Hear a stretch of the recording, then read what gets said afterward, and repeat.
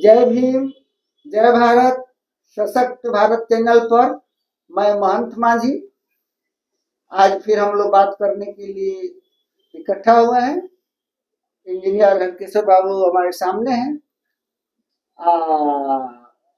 बहुत ही एक माने लोकतंत्र के लिए अच्छी खबर है और जनता बड़ा खुश है।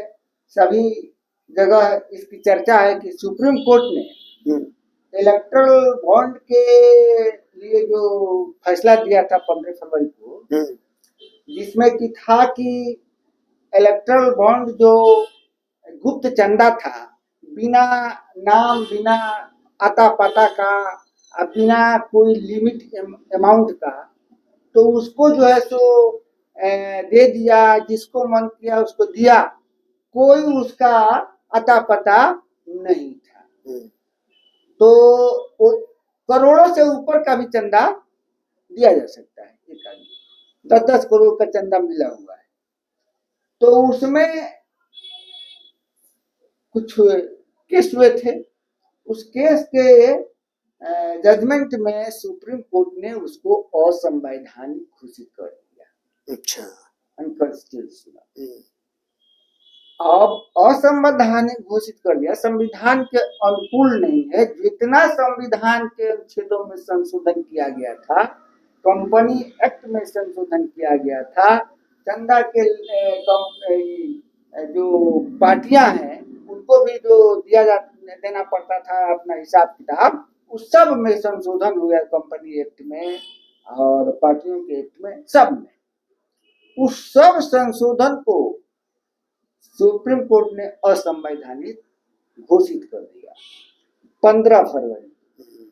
और सरकार को आदेश मिला और एसबीआई को आदेश मिला कि जो इलेक्ट्रल बॉन्ड जितना खरीद हुआ है और जो भजाया गया है, उसका ब्यौरा एसबीआई पूरा ये इलेक्ट्रिक कमीशन को दे। इलेक्शन कमीशन को, इलेक्शन कमीशन जो है ना, उसको जो है सो 13 मार्च तक अपने वेबसाइट पर डाल देगा कि जनता उसको देख सके अपना वोट देने के पहले कि कौन पार्टी को कितना चंदा मिला है और कौन कौन लोग दिए हैं और उनको क्या क्या सरकार से फायदा मिला है। ये जानकारी जनता को, वोटर को जानने का अधिकार है। तो इस अधिकार का हनन इसमें हुआ है। 19A5 के अंतर्गत उसको जानने का अधिकार है। तो जनता के, वोटर को ये अधिकार से वंचित किया गया है, ये असंवैधानिक ये कर दिया। उस पर जो है सो एसबीआई बैठी रही।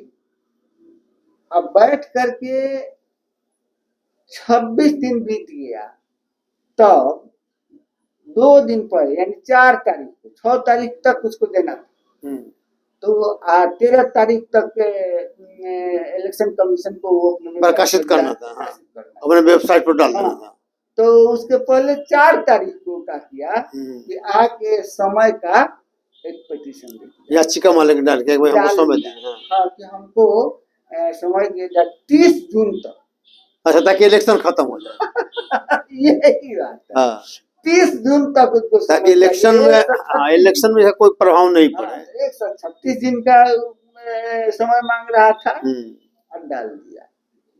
इसी बीच में 7 तारीख को जब आदेश का अनुपालन नहीं हुआ, तो ये सीनियर वकील कपिल सिब्बल और सिंघवी साहब ने कंटेप्ट का केस फाइल कर। अच्छा, ये कंटेप्ट हुआ है। 2 तरह का मालिक की हो गया आ गया। एक तो मालिक याचिका हुआ डेट बढ़ाने के लिए, तो 2 दिन पहले डाले, और इधर दूसरे से हो गया कंटेम्प्ट का केस हो गया। और 2 दिन पहले डाले थे, वो अभी रजिस्टर नहीं हुआ था, रजिस्ट्री ऑफिस में था, और तब तक भी डाल दिए। तो कोर्ट पर बहस हुआ, तो उस वक्त कोर्ट कहा कि ठीक है, हम 11 तारीख को सुनेंगे। है ना। तो आज 11 तारीख थी, आज सुनवाई हुआ आज तो इनका सुनवाई नहीं हुआ, किनका? कंटेम्प्ट का कंटेम्प्ट वाला का सुनवाई नहीं हुआ। नहीं हुआ। अच्छा ठीक है। कहा कि अभी तो याचिका डाले हुए हैं, हाँ है ना। हाँ तो याचिका डाल दिया है जब 2 दिन पहले, तो उसका सुनवाई के बाद है ना, हाँ तब सुनवाई हुआ। तो सुनवाई हुआ तो उसमें कोर्ट जो है सो अपना ऑर्डर को पर स्टैंड कर दिया, मतलब डेट बढ़ाने से इनकार कर दिया। अपना ऑर्डर पर स्टैंड किया अच्छा कि आपके अगेंस्ट में फाइल है, हाँ कंटेम्प्ट हो गया है, हाँ कंटेम्प्ट का याचिका दायर है, हाँ तो इसलिए आपका सुना जा रहा है कि पहले आप क्या कहना चाहते हैं, अच्छा क्यों हमारा आदेश को नहीं माने आप। हाँ अभी नहीं तक माने, नहीं माने। तो ठीक है। उस याचिका को क्यों नहीं सुना जाए, हाँ यानी जो याचिका डाला गया ठीक है ठीक ठीक है। उसको क्यों नहीं सुना जाए। हाँ ऐसा तो लगता है कि आपने हमारे आदेश को उल्लंघन किया है, तो कंटेम्प्ट तो हुआ। तो वही एसबीआई के तरफ से दिया गया कि नहीं, हम इसलिए समय मांगते हैं कि इतना समय में ये संभव नहीं हो रहा है, नहीं हो रहा है कि हमको बहुत से मिलान करना पड़ा, और मिलान हो नहीं पा रहा है, और उसके नंबर नहीं है, और जो नंबर उसमें दिया गया है वो जो है सो गुप्त रखा गया है, वो कॉन्फिडेंशियल है, उसको डिस्क्लोज करना संभव नहीं है, नहीं तो आउट हो जाएगा। तो ये कानून ये बना हुआ है, डिस्क्लोज नहीं करना है, हमको कानून से चलना है, तो हम उस नंबर को तो दिया, वो तो खरीदने के बाद में जब उसका भंजता है तब नंबर दिया जाता है, तो इसलिए हम उसको नहीं। कोर्ट कहा कि आप तो देंगे कि सारा डॉक्यूमेंट से वहाँ बॉम्बे में है, हेडक्वार्टर में बॉम्बे में है, आप डाले हुए हैं, तो हाँ वो सब है, लेकिन उसको मिलान करना, वो तो जैसे हुआ वो जैसे क्यों के क्यों डाल दिया गया, लेकिन एक आदमी दिया ही वो दे दिए उनको, वो दे दिए उनको, ऐसे लास्ट में भंज रहा है, उसका नाम आया, है ना। तो इस तरह से एक्चुअली वो कौन है ना। अब नाम तो आ जाएगा वो गरीब आदमी का, जो इसके यहाँ नौकर है, जो उसके कर्मचारी है, जो भंजाने है ना। तो इसलिए जो है सो मिलान करना, तो कोर्ट कहा कि हम तो आपको मिलान करने का आदेश नहीं दिए, हम तो कहेंगे जो आप यहाँ है वो दीजिए, कितना आपके 22,000 का ही है बॉन्ड, उसमें से 15 दिन के अंदर जो नहीं भजा है उसको प्रधानमंत्री कोष में जमा करना है, उसमें भी आप 10,000 करोड़ का जमा किए हैं, तो इतना है आपके पास उस समय। अच्छा, तो उसी लिए कहा कि हम समय नहीं दी, बोले कि 3 सप्ताह तक हमको दे दीजिए, कहते नहीं, तो कल तक माने 12 तारीख के वर्किंग आवर तक आप इसको, है ना। और चेयरमैन, मैनेजिंग डायरेक्टर शपथ पत्र डाल दें यार कि हाँ हम इसको इम्प्लीमेंट कर देंगे, आदेश का इम्प्लीमेंट हो जाएगा, नहीं डालेंगे और कल नहीं होगा तो कंटेम्प्ट, तब हम आपको कंटेम्प्ट के चलाएंगे। ये है ना, ये मतलब इसका मतलब हुआ कि हम तो और भी जगह सुनने चाहिए, जिससे हमको आया कि एक तो पहला तो ये लोग केस जो किया था कि जो कोर्ट का जो निर्णय है 15 फरवरी का, उस पर ही लोग रिव्यू करने का माने एक याचिका डाला, वो नहीं असंवैधानिक है। हाँ नहीं बोले डाला था, तो वो भी था कि भाई आपका अपना पर रिव्यू करिए, तो खैर तो खत्म हो गया। अब सवाल पैदा होता है कि आखिर एसबीआई जो है वो मान लीजिए इसको लिंगर क्यों करना चाहते थे? तो क्या मान लीजिए कि जून में 30 जून तक ले जाती थी तब तक ताकि इलेक्शन हो जाता। इसका मतलब है कि जो इलेक्टोरल बॉन्ड है और इलेक्टोरल बॉन्ड में जो पैसा पार्टियों को मिला है, ठीक है, तो क्लियर मान लीजिए कि जो है पता कैसे चलेगा कि किस पार्टी को कितना मिला है, ठीक है। तो अभी तक का मान लीजिए कि जो था उसमें हमारे समझ से कि भाई एसबीआई के यहाँ कोई कंपनी अपना खरीदा और खरीद लिया, वहां खरीद के जिसको दे दिया, प्रक्रिया में कोई दोष नहीं खरीदा और खरीदने के बाद दे दिया जिस पार्टी को देना है जाकर वहां, ठीक है, और वो अपना भजा लेगा, इतना ही था। तो उसमें क्या होता था कि कोर्ट के पास एक दिन भाई खरीदा कौन ये मालूम है, अब भजाया कौन, तो भजाने वाला और खरीदने वाला अगर ये पता तो पता चाहिए है, लेकिन था कि यही दोनों को मालूम होना चाहिए। अब बैंक मान लीजिए होना चाहिए और तीसरे को मालूम नहीं होना चाहिए, तो एक तरह से राइट टू इंफॉर्मेशन था, उसका ये उल्लंघन हो रहा था, ठीक है। राइट इंफॉर्मेशन का जो संशोधन किए थे, हाँ उसका ना, हाँ तो वही उल्लंघन हो रहा था कि आपने जो उसमें जो कानून बनाए तो संशोधन करके बनाए थे, हाँ संशोधन करके बनाए थे ना, तो उसको तो इलीगल करके आप लिए थे। हाँ, लेकिन सुप्रीम कोर्ट ने उसको इलीगल साबित कर दिया, हाँ संवैधानिक कर दिया, अनकॉन्स्टिट्यूशनल कर दिया, ठीक है। तो जब कर दिया तो इसका मतलब कि जो राइट है खासकर वोटर्स का, इसका जो है नहीं ना वोटर्स का जो राइट है कि हम आपके बारे में जाने, बात नहीं, हाँ आप जमीन खरीदते हैं, 1 करोड़ का रुपया का जब खरीदे, 1 करोड़ रुपया कहाँ से लाए, यहाँ की बात है। जो बॉन्ड खरीदा जा रहा है, बेचा जा रहा है, जो खरीद करके कंपनी को दे रहा है, वो पैसा कहाँ से ला रहा है।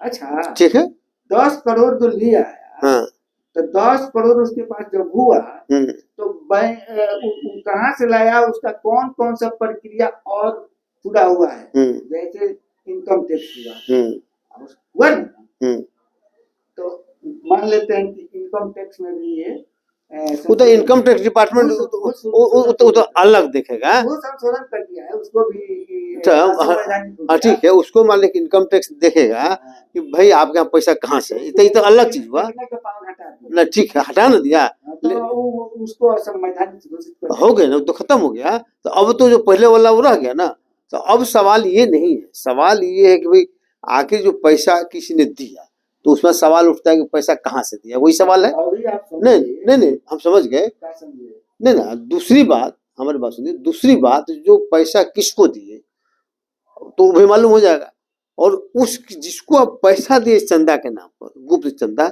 अथा कि हम जानेंगे और आप जानेंगे, तीसरा नहीं जानेगा, अब सार्वजनिक होगा, तो इसमें ये भी बात सामने आएगी कि आपको इतना पैसा क्यों मिला, ठीक है, और उससे आपको क्या लाभ मिला। ये मान लीजिए जब किसी पार्टी को तो दे, तो अल्टीमेट तो इसका ये है कि अगर मान लीजिए कि आप सत्ता पक्ष को ज्यादा दिए और जो मान लीजिए सत्ता पक्ष ने उसको कम दिए, अपने पद का दुरुपयोग करने का मामला आएगा ना, यही आएगा अंत में तो यही होगा कि भाई कानून बदले, हाँ ना वो तो बदलो अलग चीज हुआ, ठीक है, ना ठीक, किसी को प्रभावित करना, ना ठीक है, देखिए अनकॉन्स्टिट्यूशनल आप कर दिया तो अनकॉन्स्टिट्यूशनल कर दिया, बात खत्म हो गया, उसका बात खत्म हो गया। लेकिन आगे जब होगा कि आपने किसी से कितना फाइनेंस का, ना आपने पैसा अगर किसी से लिया तो उसके बदले में आपने उसको क्या दिया, ये भी सामने आएगा। जो कि आमतौर पर देखिएगा कि जो छोटी छोटी पार्टियां हैं जो सत्ता में कभी नहीं रही हैं, उनको इसे इलेक्टोरल बॉन्ड से पैसा नहीं मिला है। पैसा किसको मिला है, जो किसी न किसी रूप में सत्ता में है, तो उसमें सबसे ज्यादा चूंकि मजबूत बीजेपी है, चूंकि केंद्र के सत्ता में भी है, बहुत जगह स्टेट में भी है, तो उसको 50% से ज्यादा इलेक्टोरल बॉन्ड से मिला है। फिर मान लीजिए जो सत्ता में केजरीवाल है उनको भी मिला है, उस सत्ता में मान लीजिए कि ममता बनर्जी उनको मिला, आरजेडी को भी कुछ मिला, जदयू को भी मिला है, ठीक है। लेकिन वही जो छोटी छोटी पार्टियां हैं उनको एको पैसा नहीं मिला है, इसलिए कि उनसे कुछ मिलने का उम्मीद नहीं था। इसका मतलब है कि आपने उसी को ज्यादा पैसा दिया जो जिससे आपको उम्मीद थी कि उससे हमको रिटर्न मिलेगा। अब सभी कानून जब असंवैधानिक हो गए तो हाँ। पुराने कानून के अंतर्गत आपका केस देखा जाएगा। वो ठीक है, वो तो अलग चीज हुआ ना, केस देखिए, वो तो केस देखा जाएगा।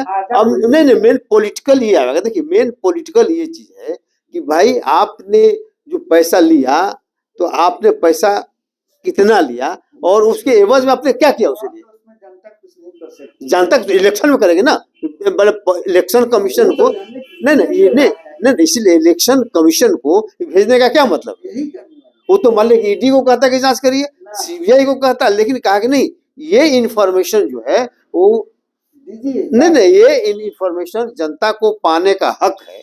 और चूंकि चुनाव हो रहा है और उसके लिए सबसे बेस्ट मान लें कि भी है चुनाव आयोग है, तो चुनाव आयोग कब दीजिए और चुनाव आयोग जो है उसको अपने वेबसाइट पर जारी कर देगा। आम जनता को मालूम हो जाएगा, ये मालूम हो जाएगा कि भाई किस पार्टी को कितना चंदा किसने दिया, उसके बदले में जिसकी सरकार है उसने उसको क्या दिया।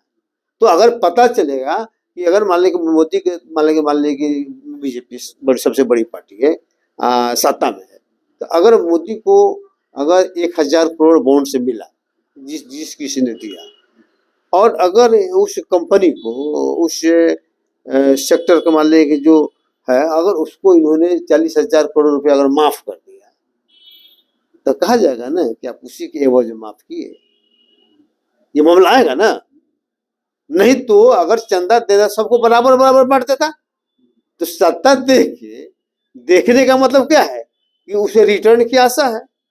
तो मूल रूप से अंततः इसका रिजल्ट यही आएगा कि भाई आपने उसका अपने सत्ता का दुरुपयोग किया, जनता का पैसा जो है आपने उन पर लुटाया, उसके एवज में आपके पार्टी के नाम पर पैसा दे दिया, यही हो गया। अगर मोदी जी हाँ इस समीक्षा होने के बाद हाँ 400 सीट से जीत जाते हैं, हाँ तब ये होगा कि जो ये अनकॉन्स्टिट्यूशनल दिया गया है, बताया गया है, हाँ, ये नहीं है। मतलब जनता रिजेक्ट करती है तो नहीं, इसलिए जनता को जानना चाहिए ना।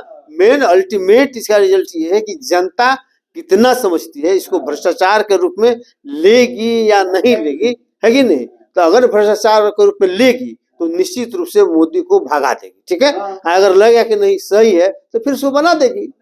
बस मेन जनता है, तब फिर अपना लागू करें, फिर अपना लागू करें चाहे जो करें, मेन जनता है। और जनता के नजर में मान लीजिए कि जो है चूंकि सुप्रीम कोर्ट जो है जनता के अधिकार को सुरक्षित करने के लिए, वोटर्स के अधिकार को सुरक्षित करने के लिए उन्होंने इतना बड़ा कड़ा मान लीजिए निर्णय दिया है और सुप्रीम कोर्ट इसके लिए मान लीजिए धन्यवाद के पात्र है। तो साथियों आज बड़ा अच्छा डिस्कशन का था, तो आज इतना ही, फिर आगे हम लोग दूसरे बात करेंगे।